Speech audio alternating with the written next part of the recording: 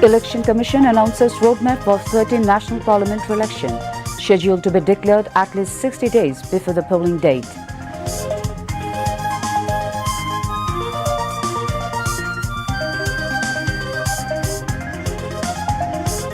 Advisory Council approves in principle the draft of Enforced Disappearance Prevention and Redress Ordinance 2025.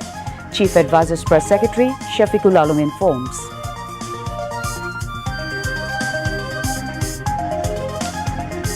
Testimony of Martyr Abu Said murder case begins. Abu Said's father Maqbul Hussain testifies at the International Crimes Tribunal.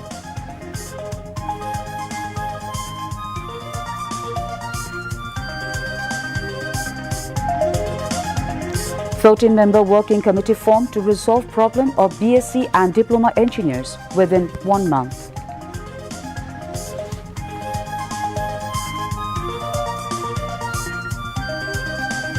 Bangladesh receives $1.25 billion investment proposals from January to June this year, says Chief Advisor's Deputy Press Secretary.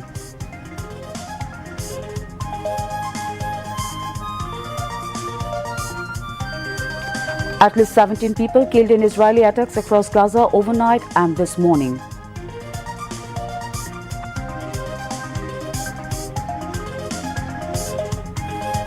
And Bangladesh to take on Malaysia at the inaugural match of Asia Cup Hockey in Rajgir, India tomorrow. Assalamu alaikum, welcoming you all News at 10. This is Nazneen Khalik Zubair. You have just heard the headlines, now move on to the details. The Election Commission has announced the roadmap for the 13th national parliamentary election, saying that the election schedule will be declared at least 60 days before the polling date. EC Senior Secretary Mohammad Akhtar Ahmed unveiled the roadmap at a press briefing held at the media center of the EC headquarters in the capital. Following the announcement, when journalists asked about the election date and schedule, the EC Senior Secretary said they are making efforts to announce the election schedule 60 days prior to the polling date. In reply to the journalist's query about the likely polling date, he added, they have been told by the Office of the Chief Advisor of the interim government to make arrangements for the election before the upcoming month of Ramadan. As far as we understand, Ramadan may begin on February 17, 18 or 19, so you may calculate accordingly, although the exact date of Ramadan will depend on moon sighting. The EC's election roadmap comprised 24 components. According to the roadmap, dialogue with political parties and other stakeholders is scheduled to begin in the last week of September, and it may take 1 to 1.5 months to conclude the talks. The final voter list for the parliamentary election will be published at the end of November, while the process of political party registration is planned to be completed by the end of September. In addition, the constituency democratic process is to be concluded by September 30. The Election Training Institute is set to train over 1 million personnel who will perform duties in the 13th national parliamentary election. For the first time, domestic observers and media professionals have also been included in the training program. The Director General of the Election Training Institute told BTV News that the program will formally begin on Friday with training of trainers. In line with the Chief Advisor's directive to deliver the fairest and best election, the Election Commission has intensified its activities as the election approaches. A major part of these preparations is election-related training, under which more than 1 million individuals will be covered this time. The Director General of the Institute said that training will be conducted on around 23 topics to ensure smooth management of the polls without disruptions. The program will be delivered in phases and will cover training members of electoral inquiry committees, executive magistrates, field-level assistant programmers from the ICT division, judicial magistrates, returning officers, assistant returning officers, member of Ansar and Village Defense Party, media professionals, domestic observers, polling agents and law enforcement officials. For the first time, domestic observers and media professionals are included in this training. However, the number of trainees may vary depending on whether the number of polling stations and booths is increased or decreased. The Advisory Council has approved in principle the draft of the Enforced Disappearance Prevention and Redress Ordinance 2025. The approval was given at a meeting of the Council of Advisors held at the Chief Advisor's office in Tejgaon today. Chief Advisor Professor Mohammad Yunus presided over the meeting. The Council also approved a proposal to shut down 3 land ports, Chilahati, Dolotganj and Tegamuk, and stop operation of another land port, Balla. Besides, it consented to a proposal to conclude October 17, the death anniversary of Fakir Lalon Shah in the core category. After the meeting, Chief Advisor Press Secretary Shafiqul Alam briefed the reporters at the Foreign Service Academy in the capital.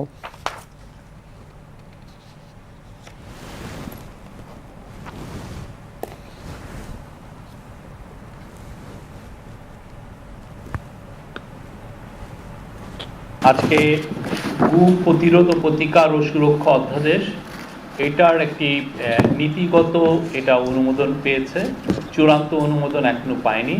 এটা আরও কিছু এটার উপর discussion আছে, সেটার ডিসকাশনের পরে final ড্রাফটটা পেশ করা হবে এবং ক্যাবিনেট আবার এটা নিয়ে কথা বলবেন, দেন এটাকে চূড়ান্ত অনুমোদন হবে। চিলাহাটি, দৌলতগঞ্জ, তেগামুখ স্থলবন্দর এই 3টা বন্ধ এটা শাটডাউন হয়ে যাবে।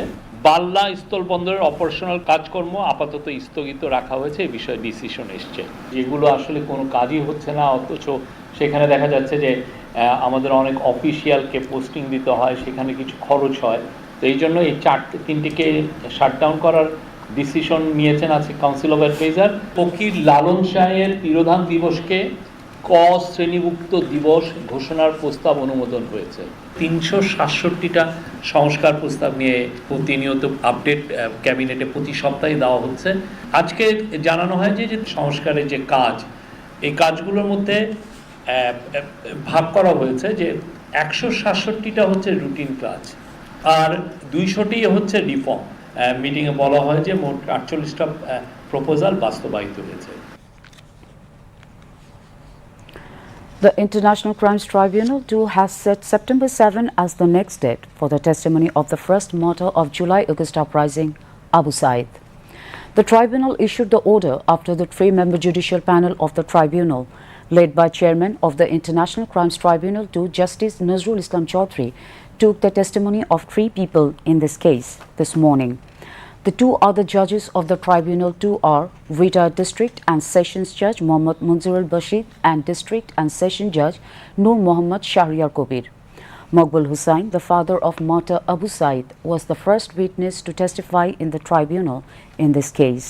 Mentioning the killing of martyr Abu Said, father of Abu Said expressed desire to see the trial of the murder of his son during his lifetime.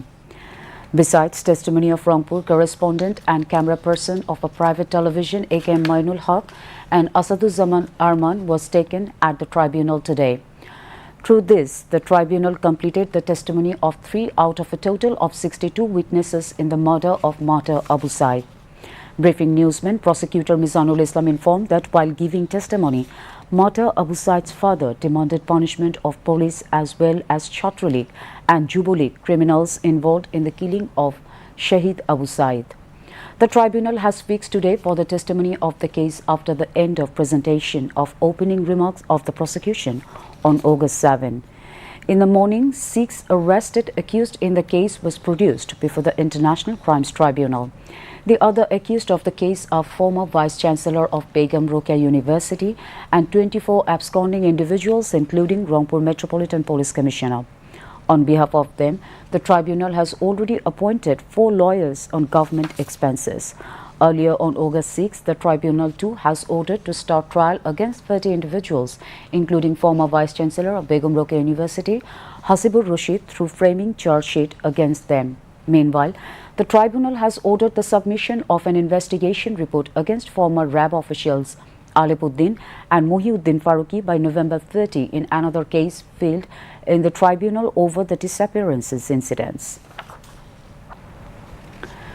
The Appellate Division of the Supreme Court today fixed November 4 for hearing an appeal filed against its earlier judgment on the warrant of precedence which determines the rank, order and state protocol of government officials and other dignitaries. A six-member appellate division bench headed by Justice Muhammad Ashfaqul Islam passed the order after granting a leave while holding hearing on a petition seeking a review of the apex court judgment on warrant of precedence. The petition alleged that the Cabinet Division had framed the existing warrant in 1986 arbitrarily without properly evaluating the dignity and status of judicial officials. The High Court on February 4, 2010 declared the 1986 warrant illegal and invalid, issuing 8 directives in this regard. The government has formed a 14-member working committee headed by the Housing and Public Works Secretary to address the issues concerning BCS engineering degree holders and diploma students. Advisor for Power, Energy, Mineral Resources, Road, Transport, Bridges and Railway Fazl Kabir Khan said in Dhaka on Thursday. The advisor made the remarks while briefing the press after attending a meeting at the Secretariat on evaluating the justification of the demands raised by BSc engineers and diploma in engineering degree holders. Advisor for Forest and Environment Said Rizwana Hassan was also present at the briefing. Fazl Kabir Khan said the doors for dialogue remain open, and since the government has taken the issue seriously, there is no need for launching fresh programs. He added that the 14-member committee would work to resolve the engineering students' concerns within 1 month. The students' demands will be assessed with fairness and justice, he said.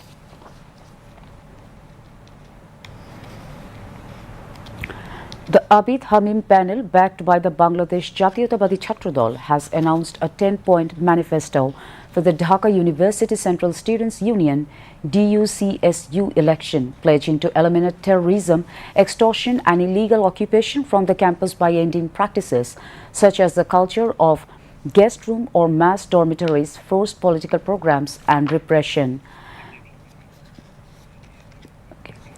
Chhatra Dal supported VP candidate Abdul Islam Khan read out the manifesto on the Dhaka University campus this morning. Abidul Islam highlighted various commitments for the welfare of students with the aim of building an ideal campus.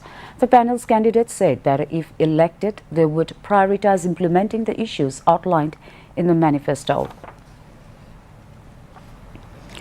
The Bangladesh Investment Development Authority (BIDA), along with other government agencies, received investment proposals worth a total of $1.25 billion between January and June this year. This information was disclosed at the 5th meeting of the Investment Coordination Committee held today at the Chief Advisor's office. The meeting was chaired by Lutfi Siddiqui, Special Envoy to the Chief Advisor on International Affairs, and attended by Bangladesh Bank Governor Dr. Ahsan H. Mansoor and National Board of Revenue Chairman Mohammad Abdur Rahman Khan. It was reported at the meeting that out of the investment proposals received in the first half of 2025 for an investment amount of $465 million, while local investment stands at $700 million. The meeting also discussed in detail the issue of reducing container congestion at Chattogram Port. The Chattogram Port Authority informed that following steps taken by the current government to aid port operations, 1,000 containers have been auctioned over the past 2 months. Progress of launching the Bangladesh Business Portal (BBP) was also reviewed at the meeting. Officials noted that the integrated online platform aimed at bringing together the services of BIDA, BEZA, BEBZA and BC is now in its final stage of development. After the meeting, Deputy Press Secretary to the Chief Advisor Azad Muzumdar briefed the reporters. Bangladesh and India have agreed to stop killings, smugglings, illegal intrusions at border alongside repatriate their nationals following due legal process and not to take development schemes within 115 years of zero. তুমি নাও